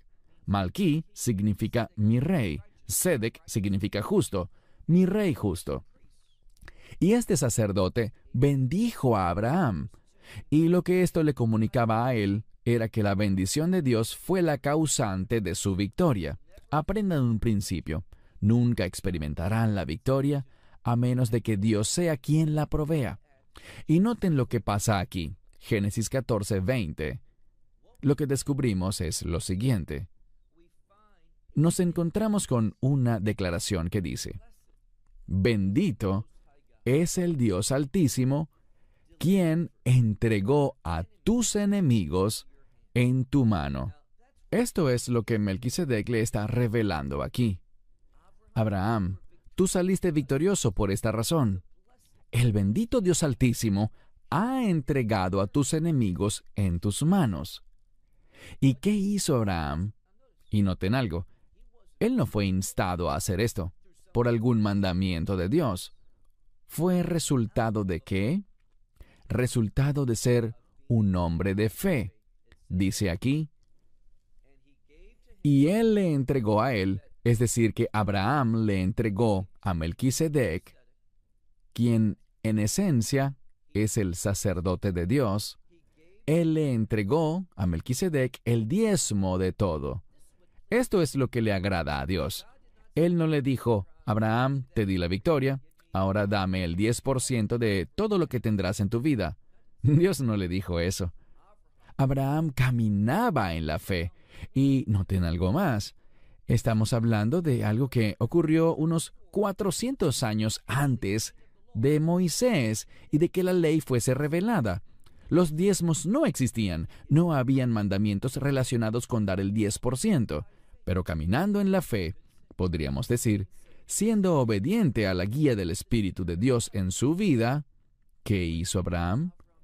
Entregó ese 10%. Él diezmó. Insisto, no fue porque tuviera que hacerlo, sino porque quiso hacerlo. El Espíritu de Dios lo dirigió a tomar esa decisión. Ahora, veamos otra escritura. Pasemos en el mismo libro de Génesis, pero no un relato sobre Abraham, sino sobre otro gran hombre de fe. Un hombre llamado Jacob. ¿No te encanta ese nombre? Jacob. Jacob significa, como sabrás, uno que sigue a alguien. Y en su contexto, Jacob significa uno que sigue a Dios. Viene de la palabra hebrea Laakov. Laakov aharei, seguir a alguien. No crean en los antisemitas que dicen que significa engañador o suplantador. Aprende hebreo. No creas simplemente y repitas lo que oyes de otros. Noten lo que dice este hombre de Dios, Jacob. Verso 20. Génesis capítulo 28, verso 20. Hablemos un poco sobre el contexto. Jacob está en medio de una travesía y él sabe que viajar puede ser una actividad muy peligrosa. Y, por lo tanto, él se detiene para descansar en la noche y junta un montón de piedras, algo un poco extraño a la verdad, y las acomoda como si fuese una almohada. Pero algo maravilloso sucede. Él tiene un sueño, y este sueño tiene que ver con el llamado de Dios. Ve un grupo numeroso de ángeles subiendo y bajando por medio de una escalera, ascendiendo al cielo y descendiendo a la tierra, y se da cuenta de que él se encuentra en un lugar especial. Noten lo que dice, verso 20, Génesis 28, verso 20. Leemos. Jacob o Jacob hizo un voto, diciendo: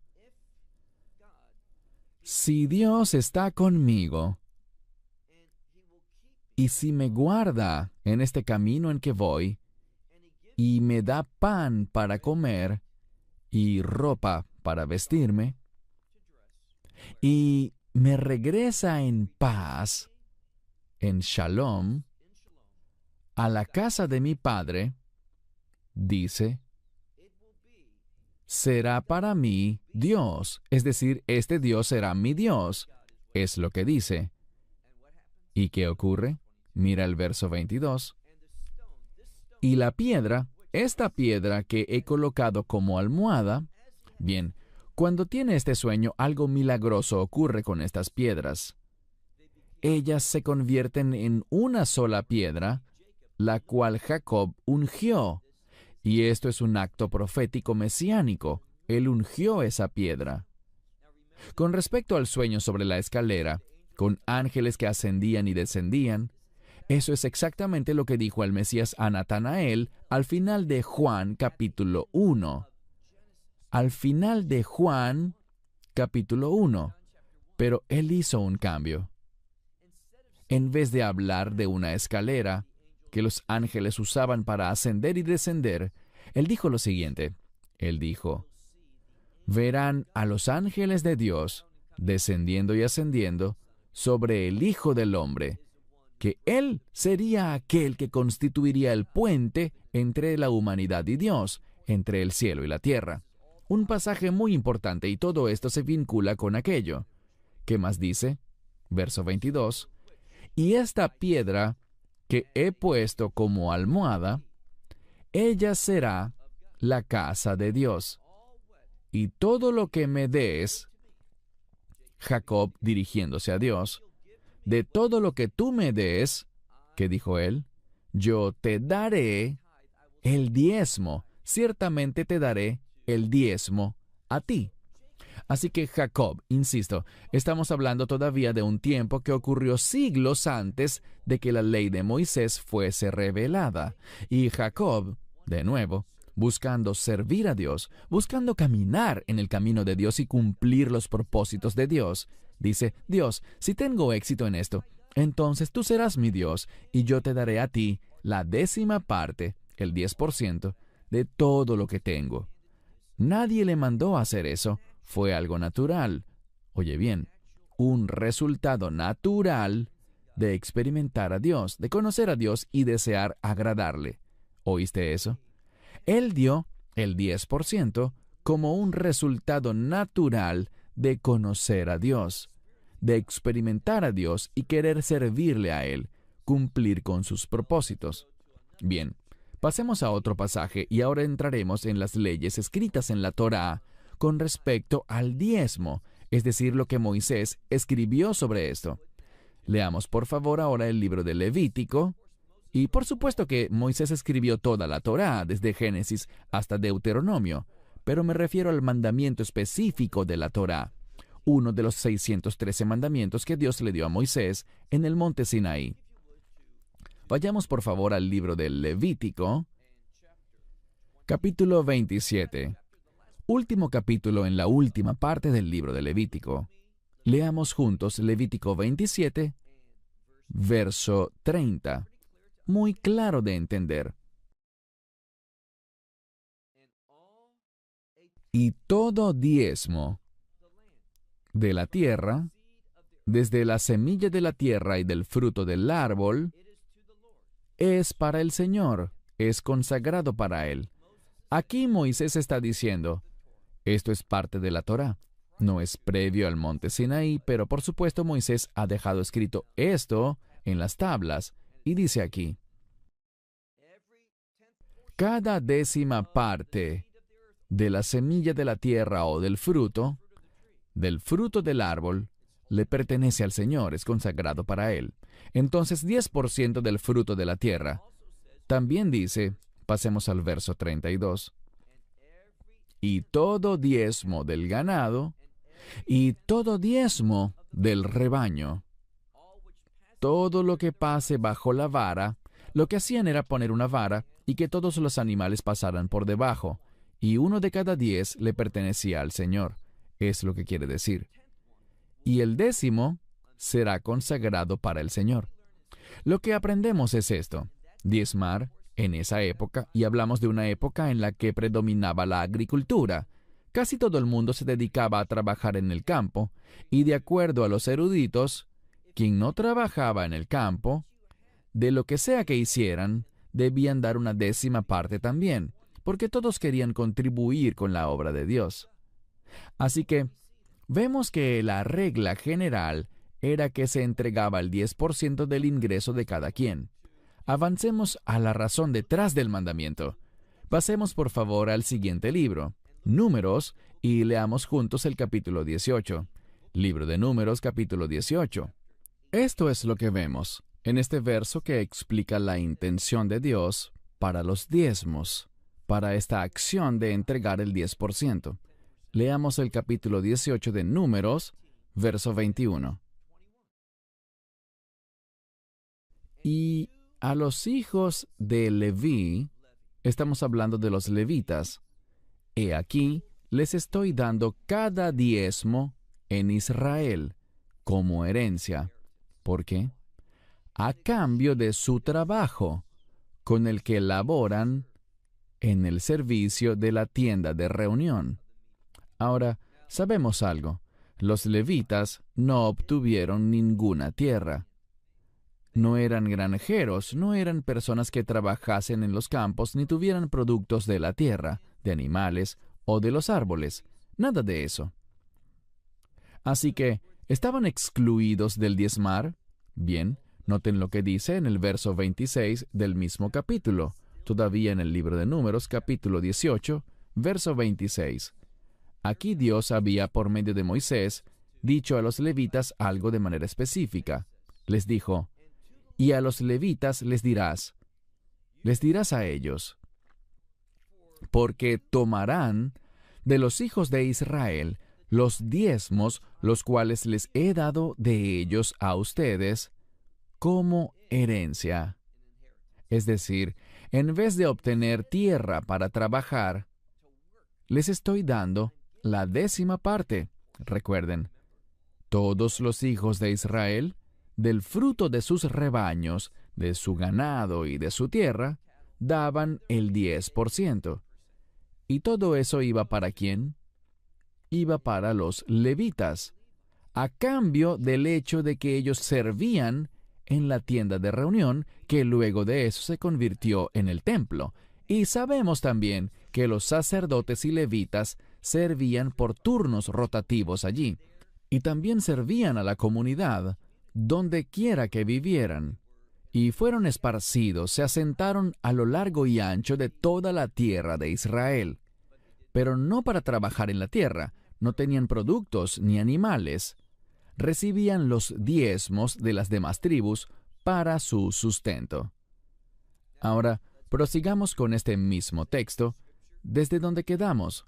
Verso 26 dice: Y a los levitas les hablarás diciéndoles: Ustedes tomarán de los hijos de Israel los diezmos que les entrego a ustedes de ellos como su herencia. Y de esto, dice, ofrecerán una donación al Señor. Y noten que dice, maser, minjá maser, es decir, un diezmo de los diezmos que recibieron. Así que ellos recibían el 10%, todos los levitas debían tomar de ese 10% que recibían de todos los hijos de Israel. Ellos sacaban sus propios diezmos de allí y se los daban a Dios. Así que este es un pasaje que nos enseña que todo el mundo, sin importar su oficio, porque hay gente que enseña que si tú no trabajas la tierra, si no eres un granjero o si no tienes ganado o animales, entonces el diezmo no aplica para ti. Pero, ¿cómo vivimos hoy día? El templo en Jerusalén no existe. No existen levitas trabajando ni sacerdotes trabajando. Ellos no están haciendo su trabajo porque sencillamente no pueden hacerlo. ¿Significa esto que los diezmos quedaron, por tanto, abolidos? Bien, de acuerdo a la letra de la ley, es así. Pero nosotros caminamos en la novedad del Espíritu. Bien, avanzaremos a un punto muy importante porque la gente enseña, y en cierto modo es verdad, pero el entendimiento sobre esto es falso. Si vas, por ejemplo, en Internet y quieres hacer un estudio sobre los diezmos, encontrarás muchos estudios online, escritos y preparados, interesantes estudios cortos, pero esto es lo que la mayoría dice. Dicen que existía el primer diezmo, que es 10%, y luego otro diezmo que también es de 10%, lo cual suma 20%, y luego cada 3 años, llegaremos a la escritura que usan para esto, había un diezmo cada 3 años para los pobres. Así que cada 3 años, al tomar el 10% dividido entre 3, al final cada año terminabas dando el 23% de tu ingreso. Eso suena genial para muchos pastores y rabinos y demás, pero les diré algo. Eso no es lo que quiere decir el texto. ¿Entiende algo? Ellos dirán que existen 2 expresiones para los diezmos y es cierto, lo veremos en un momento, pero primero les daré una introducción en cuanto a estos 3 diezmos. Uno se refiere a la cosecha temprana y el otro se refiere a la cosecha tardía. En Israel se dan 2 cosechas al año, una hacia el final de la primavera y otra en el otoño. Y ambas son manejadas de una manera algo distinta, pero tienen algo en común. De ambas se entrega el 10%, pero darás el 10% de la primera cosecha y el 10% de la segunda cosecha. Es decir, que sigue siendo 10% en total. No se suma una a la otra. 10% de lo que produjiste la primera mitad del año y 10% de lo que produjo la tierra durante la segunda mitad del año. ¿Qué hay sobre ese tercer diezmo? Bien, era simplemente el mismo diezmo, pero tenía un propósito adicional. Todo esto lo veremos muy claramente en un momento. Quiero que vayamos al libro de Deuteronomio, capítulo 12. Libro de Deuteronomio, capítulo 12. Se nos ha dicho, ¿cierto? Ya vimos el texto, que el 10% va ¿para quién? Para los levitas. Pero noten lo que dice aquí. Lean Deuteronomio, capítulo 12, iniciando en el verso 5. Deuteronomio 12, 5. Dice: al lugar que el Señor vuestro Dios elija de todas las tribus, para poner su nombre allí y habitar en él. Dice, vosotros buscaréis y vendréis, es decir, deberán consultar con el Señor allí, le buscarán allí y vendrán a ese lugar. Entonces dice en el verso 6, y traeréis allí los holocaustos y sacrificios y sus diezmos. Entonces no era solo el diezmo, sino también ofrendas adicionales que la gente hacía, guiados por su corazón, guiados por las circunstancias y eventos que durante el año ellos vivían, en adición a los diezmos. Y las ofrendas de vuestras manos y vuestros votos y donaciones. Y hay otra categoría, los primeros frutos de vuestro ganado y de vuestro rebaño. ¿Qué aprendimos sobre el destino de los diezmos? Es que son para los levitas, pero oigan bien, esto tiene que ver con un diezmo posterior, no un diezmo adicional, es decir, no es un 20% que se suma, sino que es otro momento para dar ese 10%, pero de otra categoría de ingresos, es decir, de otra cosecha. ¿Y qué más dice? Y la comeréis allí, es decir, en Jerusalén, ante el Señor vuestro Dios, y os regocijaréis. Esto es lo que nos está enseñando. Se alegrarán. Tomarás este dinero y ¿qué harás? Lo traerás. Puede que conviertas esos frutos en dinero, si estás muy lejos, o que los traigas tal cual a Jerusalén. ¿Y qué harás luego? Te regocijarás allí. Tú podrás tomar una porción de ella. Entregas esa cosecha, la dejas allí en Jerusalén, pero puedes usar una parte de ella como una forma de adorar a Dios. Comiendo, utilizando ese recurso para comer, alabar a Dios y pasar ese tiempo en Jerusalén. Lo que sobra es donado, pero tú utilizas y te beneficias de una parte de tu propia ofrenda mientras adoras a Dios. Así que aprendemos algo. ¿Es un conflicto? De la primera cosecha, todo va para los levitas. De la segunda, la gente viene a Jerusalén para adorar a Dios y ¿hacer qué? Regocijarse en su alabanza a Dios. Puedes beneficiarte mientras estés allí de esa comida, de esos productos, pero todo lo que sobra queda para la obra. Los sacrificios, las ofrendas, son el sustento de los trabajadores del templo, como aprendimos en el estudio del libro de Levítico, de ese pasaje allí. Pero lo que sigue es interesante. Pasemos por favor todavía en Deuteronomio, pero en el capítulo 14, iniciando con el verso 22. Deuteronomio 14, 22. Fielmente diezmarás de todo el producto de tu semilla, que salga del campo cada año. Lo harás cada año. Comerás, hablando de esto mismo, comerás delante del Señor tu Dios en el lugar que Él elija para que su nombre more allí. Un diezmo de tu grano, tu vino, tu aceite, y del primogénito de tu ganado y de tu rebaño, para que aprendas a temer al Señor tu Dios todos tus días. Aprendemos algo. Hay un beneficio al diezmar. Te enseña a temer al Señor. A lo que esto se refiere es al diezmo en un sentido general. Existen dos diezmos. El primero va completo al Señor, es decir, todo para los levitas. El segundo, todo para el Señor, pero, mientras estás en Jerusalén, puedes usar parte de esos recursos para comprar comida y para tus gastos en Jerusalén mientras adoras a Dios. Casi terminamos, pero toquemos un punto más, y es el siguiente. Sabemos que había un ciclo de 7 años. El séptimo año no se cosecha, no se planta, no se labra. No hay diezmo en ese séptimo año. No hay diezmo del fruto de la tierra. Todavía se pueden hacer ofrendas y se establece que se hagan ofrendas y sacrificios para fiestas y ciertos eventos. Pero el diezmo, en el año Shemitah, ese séptimo año, cuando la tierra no se siembra ni se cosecha, la tierra se deja sin sembrar y no se entregan diezmos. Así que cumples esto el primer, segundo, tercer, cuarto, quinto y sexto año. Aprendemos algo más. Vayamos por favor al mismo capítulo 14 de Deuteronomio, pero leamos ahora el verso 28. ¿Qué dice allí? Dice Deuteronomio 14:28, al final de los 3 años, sacarán todo el diezmo, tal como lo hicieron para la primera y segunda cosecha.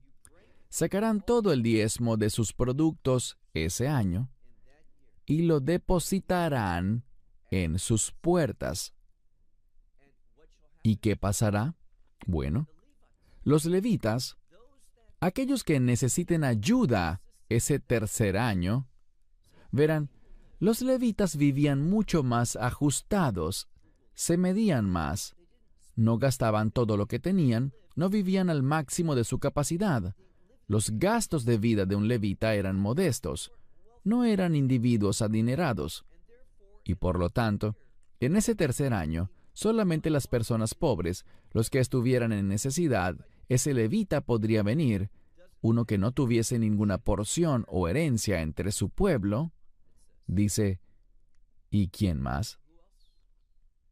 El tercer y el sexto año, porque esto sucedía cada 3 años dentro de ese ciclo, el tercer y el sexto año había un propósito adicional. El tercer y sexto año, ese diezmo se destinaba a soportar a todo levita que lo necesitara, pero también vemos que dice aquí, al extranjero, o al peregrino sería una mejor palabra para traducirlo, al huérfano y a la viuda. Ahora, estos 3 grupos, el peregrino, el huérfano y la viuda, representan a la gente pobre, y los eruditos entienden esto así. Al tercer año y también al sexto, cada 3 años, ¿qué ocurrirá? Esos diezmos irán para los levitas que sean pobres, pero también además de los levitas para que otras personas pobres puedan beneficiarse. Entendamos bien algo. ¿Por qué harías esto? El diezmo, cuando vemos la Escritura, primero ocurrió con la victoria que Dios le dio a Abraham. Si tú has experimentado la victoria del Señor, es decir, la salvación, tú querrás reconocer esto. Así es como opera la fe. Lo segundo, si eres llamado al servicio, si Dios tiene un llamado para tu vida como lo tuvo con Jacob, querrás que cuando Dios obre en tu vida, cuando Él te mueva hacia ese camino para su servicio, tú querrás reconocer la obra de Dios en tu vida, entregándole a Él esa 10ª parte. Y del mismo modo, para apoyar la obra de Dios, y adicionalmente al pobre y al necesitado, hacemos esto. Noten lo que dice al final de esta sección. Nos dice, el peregrino, el huérfano y la viuda, que están en tus puertas, es decir, en tu ciudad, ellos comerán y también serán satisfechos. Cuando practicas esto, dice, por hacer esto, tal como el diezmar nos enseña a temer al Señor, aquí dice, por hacer esto, el Señor tu Dios te bendecirá en todas las cosas que tu mano haga, en todas las obras de tu mano. ¿Qué aprendemos? Bien, ya no hay templo en Jerusalén, pero podemos ser guiados por la fe en el Espíritu y entender que Dios, aunque no exista el templo, Dios sigue obrando. Yo creo que quien es guiado por el Espíritu y camina en la fe, es bueno que entregue ese 10%, ese diezmo, no porque tenga que hacerlo, sino porque entendemos cómo obra Dios. Cuando damos para apoyar la obra de Dios, cuando damos para apoyar a los obreros de Dios, cuando damos para apoyar al huérfano, a la viuda, al peregrino y al extranjero que están entre nosotros, cuando damos para ayudar al necesitado, entonces estamos caminando en la fe y guiados por el Espíritu. Y la gente dirá, bien, ¿y qué hay de mi iglesia local? ¿Debo diezmar allí? Sé guiado por el Espíritu. No seas tan inmaduro espiritualmente que necesites que te entreguen todo por escrito. Ora al respecto. Preséntate ante Dios. Dios te guiará. Dios, por medio del Espíritu Santo, te lo indicará. Este 10%. Y les digo algo. Debemos ser generosos. No tenemos que limitarnos al 10%. Eso sería lo mínimo. ¿Es eso todo lo que debo hacer? Puedes dar más. Queremos ser personas que viven guiadas por el Espíritu, que caminan en la fe y que donde veamos a Dios obrando, Dios guiándonos, seamos generosos, seamos personas que por fe utilizan y destinan bien las bendiciones y la provisión que Dios nos ha dado, reconociendo que vienen de Él, dando al menos esa 10ª parte, ese diezmo. Eso es caminar en fe. Esa es la novedad del Espíritu que nos permite cumplir con la justicia de la ley. Shalom. Esperamos que te hayas edificado con el mensaje de hoy y lo compartas con otros. Te invitamos a seguir nuestros estudios cada semana por este canal y por el portal de YouTube de Amarás a Israel. También puedes descargar nuestra aplicación móvil gratuita, Mi Estudio Bíblico. Finalmente, para obtener más información sobre nosotros, visita nuestra web amarasaisrael.org, donde encontrarás otras conferencias de Baruch en audio, video y texto. Hasta el próximo programa. Que el Señor te bendiga en Yeshua HaMashiach, Jesús el Mesías, mientras caminas con Él. Shalom desde Israel. Desde Israel. Desde Israel. Desde Israel. Desde Israel.